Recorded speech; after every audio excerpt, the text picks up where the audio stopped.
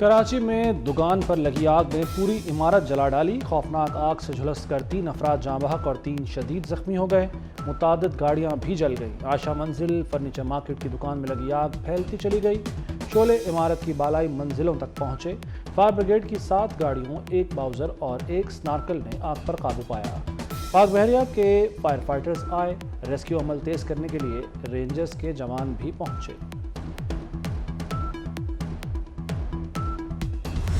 یہ ہماری مشینریاں کہاں ہوتی ہیں؟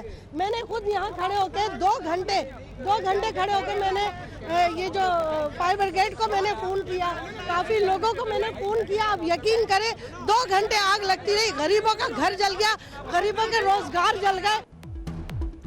فائر بریگیڈ کا عملہ بر وقت نہیں پہنچا۔ علاقہ مکینوں نے شکایات کے انبار لگا دیے۔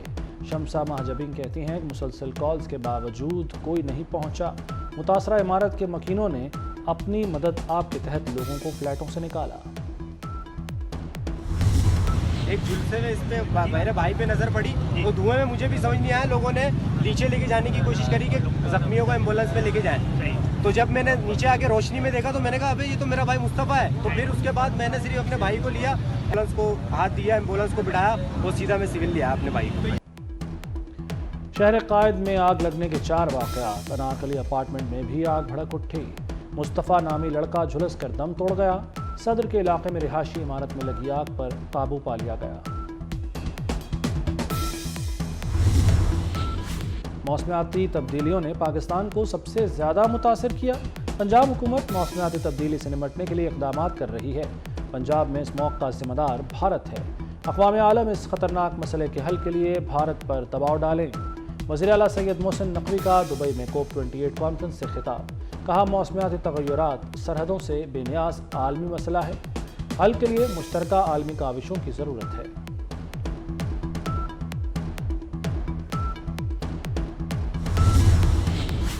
لاہور میں میدان سیاست کی سب سے بڑی ملاقات۔ برسوں بعد 2 بڑوں کی انتہائی اہم بیٹھک۔ نواز شریف اپنے بھائی اور بیٹی کے ساتھ خود چل کر چودھری شجاعت کے گھر پہنچ گئے۔ 40 منٹ کی ملاقات میں سیاسی بساط کی ہر چال پر سوچ بچار، سیٹ ایڈجسٹمنٹ اور سیاسی اتحاد پر صلاح مشورے کیے گئے۔ نواز شریف نے چودھری شجاعت کی خیریت بھی دریافت کی۔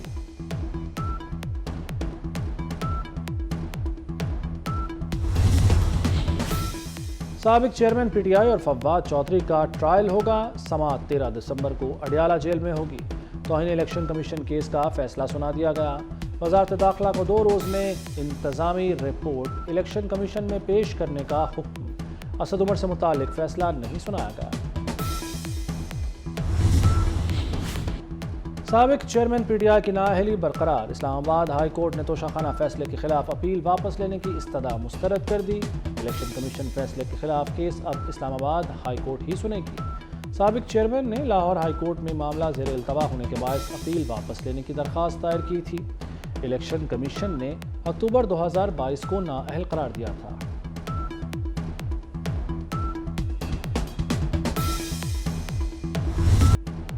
غزہ میں وحشیانہ اسرائیلی بمباری کے 2 ماہ مکمل۔ اسرائیل کا حملے تیز کرنے کا اعلان۔ 5 روز میں 1200 فلسطینی شہید کر دیے۔ اسرائیلی فوجی غزہ کے کئی اضلاع میں پھیل گئے۔ خان یونس شہر کو مکمل گھیرے میں لے لیا۔ القسام بریگیڈ کی ظالم فوج کے خلاف شدید مزاحمت۔ 10 اسرائیلی فوجی ہلاک، 24 اسرائیلی ٹینک تباہ کر دیے۔ ترک صدر طیب اردوان نے اسرائیل کو خبردار کر دیا۔ ترکیے میں حماس ارکان کو نشانہ بنایا تو سخت نتائج ہوں گے۔ حماس اپنی سرزمین کا محافظ مزاحمتی گروپ ہے۔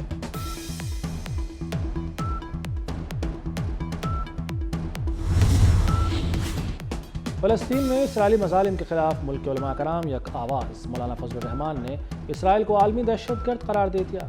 کہتے ہیں بانی پاکستان نے اسرائیل کو ناجائز بچہ کہا۔ 8 دسمبر کو یوم حرمت اقصی منانے کا اعلان۔ سراج الحق نے کہا کہ اسرائیل فلسطینیوں کا قتل عام کر رہا ہے۔ معروف عالم دین مفتی تقی عثمانی نے کہا کہ فلسطین کا 2 ریاستی حل کسی صورت قبول نہیں۔ حماس کے مجاہدین جہاد فی سبیل اللہ کر رہے ہیں۔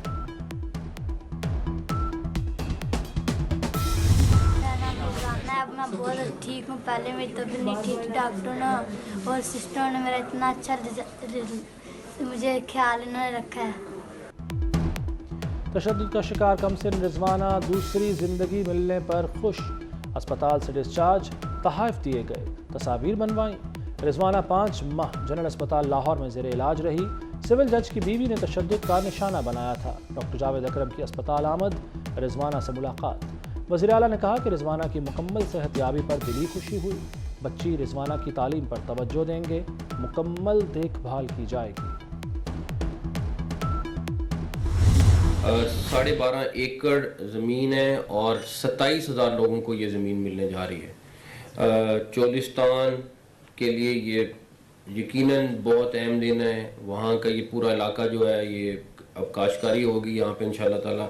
बड़े नॉमिनल से रेट्स हैं जिसके ऊपर उनको ये ज़मीन मिलने लगी है।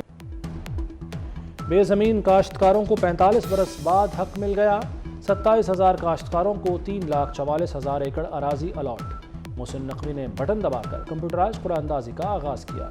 कहते हैं चोलिस्तान, रहीम यार खान और भावलपुर के लिए अलॉटमेंट का अमल मुकम्मल हो गया। जल्द कामयाब काश्तकारों को अलॉटमेंट के कागजात देंगे। वीरान ज़मीन सरसब्ज़ व शादाब होगी, नहरी पानी भी मैसर होगा। वज़ारत ख़ज़ाना और IMF टेक्निकल मिशन के दरमियान मुज़ाकरात। आइंदा बजट साजी का अमल डिजिटल करने से मुताल्लिक़ तजावीज़ दी गई। वज़ीर ख़ज़ाना कहती हैं काबिल अमल तजावीज़ पर अमल दरामद किया जाएगा। स्मार्ट थानों का क़याम, जगह के लिए वर्किंग का आगाज़। लाहौर के 22 थानों की भी सुनी गई। बरसों से किराए की इमारत में पनाह लेने वालों को अपनी छत मिलेगी। इब्तदाई मरहले में 8 थानों की जगह की निशानदही। थाना शफीकाबाद, निश्तर कॉलोनी, वहदत कॉलोनी, नवांकोट शामिल। थाना गालिब मार्केट, लारी अड्डा, समनाबाद और थाना इस्लामपुरा के लिए ज़मीन की निशानदही हो चुकी।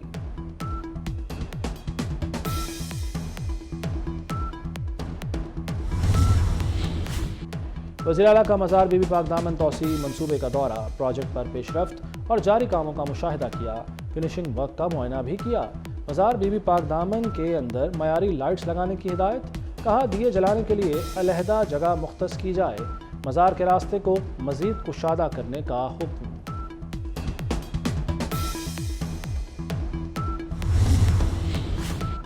पाकिस्तान सुपर लीग की दुनिया भर में मांग। 485 इंटरनेशनल क्रिकेटर्स ने रजिस्ट्रेशन करा ली। PSL 9 के लिए 22 ममालिक के खिलाड़ियों ने नुमाइंदगी की ख्वाहिश जाहिर कर दी। सबसे ज़्यादा इंग्लैंड के 158 खिलाड़ियों ने रजिस्ट्रेशन कराई। प्लेयर ड्राफ्टिंग 13 दिसंबर को लाहौर में होगी।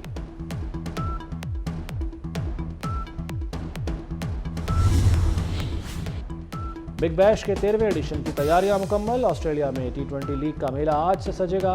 हारिस रऊफ, जमान खान, उसामा अमीर और अमाद वसीम भी इन एक्शन होंगे।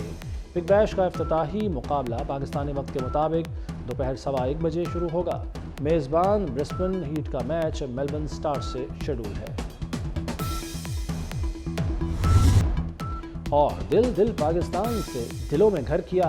दिल बदला तो खुद को दीन की तबलीग में मसरूफ़ कर लिया। हर दिल अजीज़ जुनैद जमशेद को हमसे बिछड़े 7